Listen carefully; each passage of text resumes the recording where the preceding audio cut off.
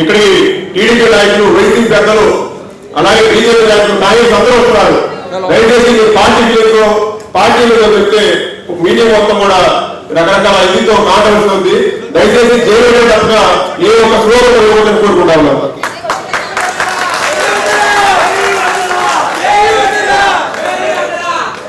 ఈ రోజున మరి బీసీ కులాలు కానీ ఒంటరిలే కానీ ప్రతి ఒక్కరు కూడా ఎవరిని మెప్పించొద్దు.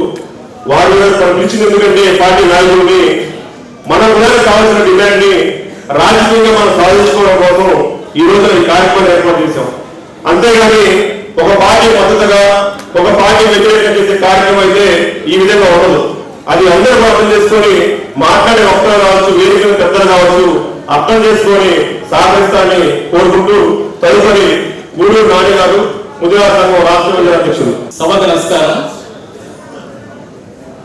నేను ముదిరా ముద్దు అయినా కూడా ఈ బీసీ కులాలలో ఏ కమ్యూనిటీ వాళ్ళు కుల మీటింగ్ పెట్టుకున్నా మొదటగా జిల్లా అయితేనేమి, రాష్ట్రంలో అయితేనేమి నన్నైతే పిలుస్తారు. నేను జాతీయ బీసీ సంక్షేమ సంఘంలో రాష్ట్ర విభజన అధ్యక్షుడు ఉన్న ఆర్ కృష్ణయ్య గారి దాంట్లో దానికంటే ముందు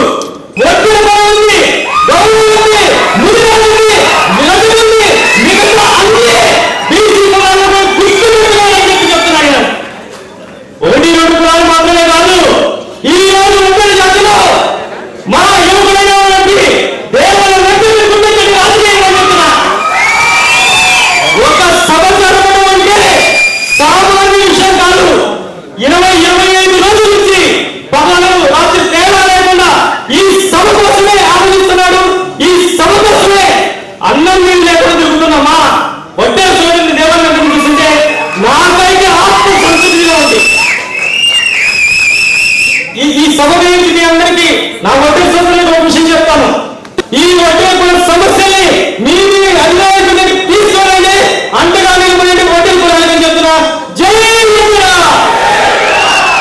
మిత్రులు, సోదరులు, ఈ కార్యక్రమాన్ని అద్భుతంగా నిర్వహిస్తున్నటువంటి దేవుళ్ళ వెంకట గారికి, అదేవిధంగా ఈ కార్యక్రమాన్ని వారికి సహకరించినటువంటి సాంబయ్య గారికి, ఈ కార్యక్రమాల్లో మేమందరం కూడా ఉంటామని వచ్చినటువంటి ప్రతి ఒక్క రాజకీయ పక్షానికి సంబంధించినటువంటి నాయకుడికి, ఇవాళ భారతదేశంలో అట్టడుగున ఉన్నటువంటి వర్గాలకు సంబంధించినటువంటి ప్రతి ఒక్క వ్యక్తికి కూడా అంత్యోదయ స్ఫూర్తితోటి ఈ దేశంలో పేద బడుగు బలహీన వర్గాలకు సంబంధించినటువంటి ప్రతి ఒక్క వ్యక్తికి కూడా రాజ్యాధికారంలో భాగం కావాలి అని చెప్పి, అదేవిధంగా ఉన్నత చదువు చదువుకొని ఉన్నత స్థితికి చేరాలనే ఉద్దేశంతో మన ప్రియతమ ప్రధానమంత్రి నరేంద్ర మోదీ గారు మన భారత రాష్ట్రపతిగా గిరిజన తెగలకు సంబంధించిన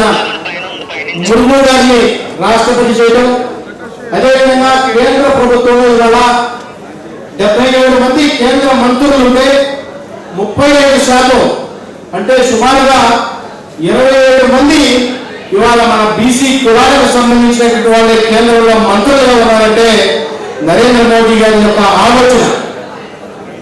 బీసీల తరఫున నిలబడినటువంటి వ్యక్తి నరేంద్ర మోదీ స్వయంగా వారే బీసీగా ఉంది.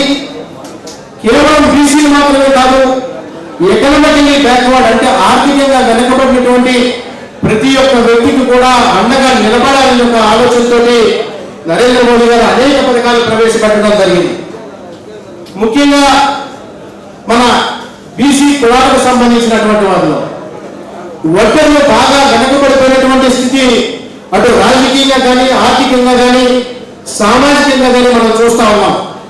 కాబట్టి ఇవాళ ఇక్కడ ఉన్నటువంటి ముఖ్యంగా గుంటూరు నగరంలో ఉన్నటువంటి వడ్డర్లందరూ కూడా ఒక తాటిపైకి తీసుకొచ్చినటువంటి దేవుళ్ళ వెంకట గారిని ప్రత్యేకంగా అభినందిస్తూ వారు రాబోయేటటువంటి రోజుల్లో ఏ కార్యక్రమం వడ్డర్ల తరఫున చేపట్టినా కూడా భారతీయ జనతా పార్టీ తరఫున ఖచ్చితంగా మేమందరూ కూడా వడ్డర్లు వెనకాల నిలబడాలని, వడ్డర్లు కూడా రాజ్యాధికారంలో భాగస్వామ్యం ఇచ్చి తీరాల్సిందని భారతీయ జనతా పార్టీ కూడా డిమాండ్ చేస్తా ఉంది. నరేంద్ర మోడీ గారు బీసీ కులాలన్నిటికీ కూడా ఉన్నత విద్య ఇవ్వడం కోసం సుమారుగా పోయిన సంవత్సరం చూసుకుంటే ఆర్థిక సంవత్సరంలో 111 కోట్లు మన బీసీ పిల్లలకి ఇచ్చి వారందరూ కూడా ఇవాళ ఐఐఎంలో చదువుకుంటున్నారంటే కేవలం నరేంద్ర మోడీ గారు ఆలోచన. ఇటువంటి ఎన్నో పథకాలని విశ్వకర్మ యోజన అని చెప్పి ప్రధానమంత్రి విశ్వకర్మ యోజన, ఎవరైతే మట్టి పని చేసుకుంటూ ఉన్నారో, ఎవరైతే ఇస్త్రీ పెట్టెలతో చేసుకుంటూ ఉన్నారో, అదేవిధంగా పట్టుబడి మేస్త్రీలు ఉన్నారో, తాపీ మేస్త్రీలు ఉన్నారో, 18 రకాల కులవృత్తులు ఎవరైతే ఆచరిస్తూ ఉన్నారో వారందరి కోసం పోయిన సంవత్సరం బడ్జెట్ లో 13,000 కోట్ల రూపాయలు పెట్టినటువంటి నరేంద్ర మోడీ గారు మన రాష్ట్రంలో ఉన్నటువంటి ప్రతి ఒక్క బీసీ కులాన్ని కాదు, ముఖ్యంగా వడ్డర్లు కూడా ముందుకు తీసుకొచ్చడానికి సత్సంకల్పంతో ఈశ్వరం కార్డును కూడా ప్రవేశపెట్టడం జరిగింది. ఆ రోజు ఉపాధి కోల్పోతే గరీబ్ కళ్యాణ్ యోజనతో మీ డిమాండ్ ఏదైతే ఉందో ఎస్టీలో చేర్చాలనే డిమాండ్ ఖచ్చితంగా రాబోయేటువంటి రోజుల్లో దానికి ఒక రూపకల్పన చేసే విధంగా మా వంతు కూడా నేను ప్రయత్నం చేస్తానని చెప్పి మంచి నాయకత్వ లక్షణాలు కలిగినటువంటి దేవుళ్ళ వెంకట్ గారికి, వచ్చినటువంటి యువ కెరకాలు మన ఒడ్డెర సోదరులకి నా హృదయపూర్వక కృతజ్ఞతలు.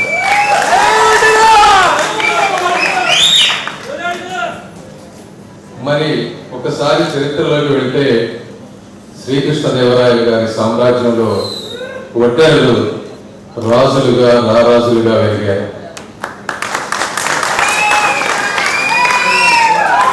అదేవిధంగా ఒక ఇంజనీరింగ్ డిగ్రీ లేకపోయినా వారికి ఉన్నటువంటి స్కిల్స్ తో ప్రతి వడ్డెర వ్యక్తి కూడా ఒక మైనింగ్ ఇంజనీర్. ఈరోజు కొండల్ని పిండి చేయాలంటే లేదా ఒక రాయిని శిల్పంగా మార్చాలి అంటే అది కేవలం వడ్డెర సోదరుల వల్ల మాత్రమే జరుగుతుంది. మరి అలాంటి వడ్డెరలు ఈ రోజున గ్రామానికి లేకపోతే ఎక్కడ పని ఉంటే అక్కడికి వెళ్లాల్సిన పరిస్థితి. ఎండకి ఎండుతున్నారు, వారికి తడుస్తున్నారు, పిల్లల్ని ఒక స్కూల్లో ఉంచలేని పరిస్థితి. ఇటువంటి ఇబ్బందికరమైన పరిస్థితుల్లో ఇద్దరు భార్య భర్త కలిసి పనిచేసినా కూడా ఈరోజు ఇల్లు గడవడం కష్టంగా ఉంది. ఇటువంటి పరిస్థితుల్లో మీ బాధలు వినటానికి వచ్చాను తప్ప నేను రాజకీయాలు మాట్లాడటానికి ఇక్కడికి రాలేదు. నేను చిన్ననాటి నుంచి ఒక గవర్నమెంట్ మున్సిపల్ స్కూల్లో చదువుకున్నాను. నేను పెరిగిన వాతావరణం, నా స్నేహితులు అందరూ కూడా బడుగు బలహీన వర్గాల ప్రజలు మాత్రమే. కాబట్టి వారి కష్టాలు నాకు తెలుసు. అదేవిధంగా తెలుగుదేశం పార్టీ మీరు ఆలోచిస్తే ఆ పార్టీ పుట్టిందే బడుగు బలహీన వర్గాల ప్రజల కోసం. తెలుగుదేశం పార్టీ ఎంతో చేసింది, అయితే ఇంకెంతో చేయాల్సిన అవసరం కూడా ఉంది. మీ సమస్యలన్నిటినీ నేను అర్థం చేసుకుంటున్నాను, నేను వింటున్నాను. ఇవన్నీ చంద్రబాబు నాయుడు గారి దృష్టికి, లోకేష్ గారికి, అదేవిధంగా జనసేన అధినేత పవన్ కళ్యాణ్ గారికి తీసుకువెళ్ళి నా వంతుగా ఎంత కృషి చేయగలనో అంత కృషి చేస్తానని మనస్ఫూర్తిగా తెలుపుకుంటూ మరొక్కసారి మీ అందరికీ కృతజ్ఞతలు చెప్పుకుంటున్నాను. అభివృద్ధి అనేది రాజకీయాలకి మాత్రమే సంబంధించినటువంటి విషయం కాదు. రాజకీయం అనేది ఒక ప్రక్రియ.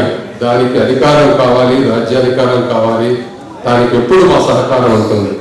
అయితే ప్రతి వ్యక్తి కూడా కష్టపడటం అనేది నేర్చుకుంటే, ఒక క్యారెక్టర్ అనేది బిల్డ్ చేసుకుంటే ఎంత ఎత్తుకైనా మీరు వెళ్ళగలరు.